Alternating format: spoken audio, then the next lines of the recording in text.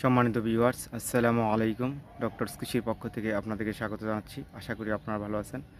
আজ আমি আপনাদেরকে ড্রাগন ফুল পরাগায়নের পদ্ধতি সম্পর্কে বলছি। সম্মানিত ভিউয়ার্স, আপনারা স্ক্রিনে যে ড্রাগন ফুলটি দেখতে পাচ্ছেন, এখানে দেখছেন যে মৌমাছি ঘোরাফেরা করছে। আমরা জানি যে ড্রাগন ফুল পরাগায়নের দুটি পদ্ধতি রয়েছে। একটি হলো প্রাকৃতিকভাবে পোকামাকড় বা মৌমাছির মাধ্যমে, আর সেই কাজটি এই ফুলটিতে হচ্ছে। দেখেন, মৌমাছি ভিন ভিন করে ঘুরে এই ফুলটি আমার পরাগায়ন করে দিচ্ছে। দেখেন, এই ফুলটিতে দুটি অংশ রয়েছে।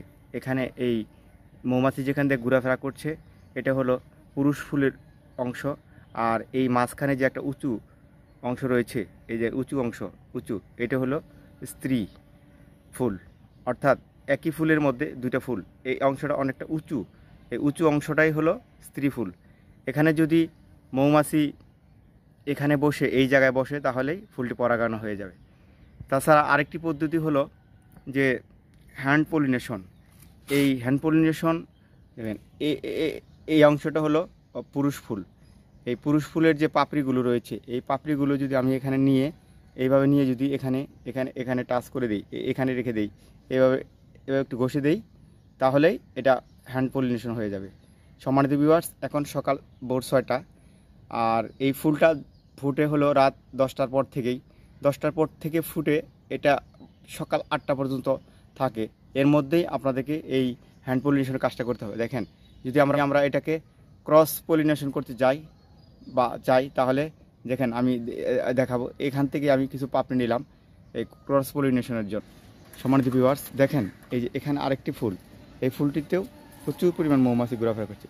যদি আমি এটাকে ক্রস পলিনেশন করতে চাই, তাহলে অন্য জায়গা থেকে যে আমি পাপড়ি নিয়েছি, এই পাপড়িটা এখানে আমি দেখেন জাস্ট এই উঁচু যে অংশটা আছে, এর মধ্যে আমি এভাবে ঘষে দিলাম, তাতে এই ফুলটি আমার হ্যান্ড পলিনেশন হয়ে গেছে। সম্মানিত ভিউয়ার্স, ড্রাগন ফলের সাইজ বড় করতে হলে হ্যান্ড পলিনেশনের কোনো বিকল্প নেই।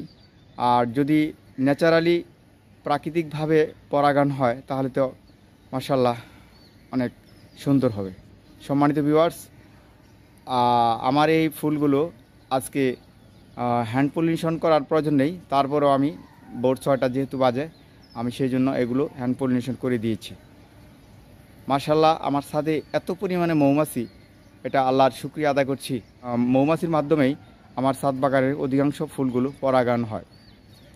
সম্মানিত ভিউয়ার্স, ছাদে মৌমাছি বা পোকামাকড় আসতে হলে যে বিষয়টি খেয়াল রাখতে হবে, সেটা হলো ছাদে কখনো কীটনাশক প্রয়োগ করা যাবে না।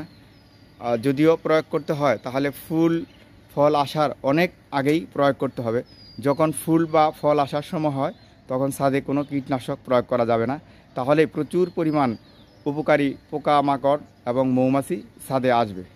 আমরা যারা ছাদ বাগান করি, তারা চাই যে অর্গানিক ফল পেতে চাই, তাহলে আমাদেরকে রাসায়নিক কীটনাশক থেকে মুক্ত থাকতে হবে। আর সেক্ষেত্রে বাগানে অনেক পোকামাকড় বা ছত্রাকের আক্রমণ হবে, সেটা অর্গানিক উপায়ে কিভাবে দমন করা যায়, এই বিষয়টা আপনারা বিভিন্নভাবে অনেক ভিডিও রয়েছে। আমারও ইউটিউবে এই ব্যাপারে অনেকগুলো ভিডিও রয়েছে, আপনারা এই ভিডিওগুলো দেখবেন। বিশেষ করে নিম যে তেল, অর্থাৎ নিমের পাতা জাল দিয়ে অর্গানিকভাবে যে লিকুইডটা হয়, এই নিমের লিকুইডটা ব্যবহার করলে অনেক পোকামাকড় থেকে আমরা পরিত্রাণ পাবো। ছাদ বাগান সুন্দর এবং সতেজ থাকবে, আমরা আশা করি। সম্মানিত ভিউয়ার্স, আমি আপনাদেরকে যেভাবে ড্রাগন ফুল পরাগায়ন করার পদ্ধতি দেখালাম, এভাবে আপনারা সহজে ড্রাগন ফুল পরাগায়ন করবেন, তাতে ড্রাগনের ফলের সাইজ অনেক বড় হবে ইনশাল্লাহ। আর প্রত্যেকটা ফল সেট হবে। ছাদ বাগানে যাতে প্রচুর পরিমাণ মৌমাছি, পোকামাকড় এবং উপকারী পিঁপড়া আসে, সেজন্য আপনারা ছাদ বাগানে কখনো কীটনাশক ব্যবহার করবেন না। অর্গানিক যে কীটনাশক রয়েছে, সেগুলো ব্যবহার করবেন। আশা করি আপনারা আজকে আমার এই ভিডিওর মাধ্যমে ড্রাগন ফুলের কিভাবে হ্যান্ড পলিনেশন করবেন, এই বিষয়টি একটা সুস্পষ্ট ধারণা পেয়েছেন। সম্মানিত ভিউয়ার্স, আজ তাহলে এই পর্যন্তই। সবাইকে ধন্যবাদ। আসসালামু আলাইকুম।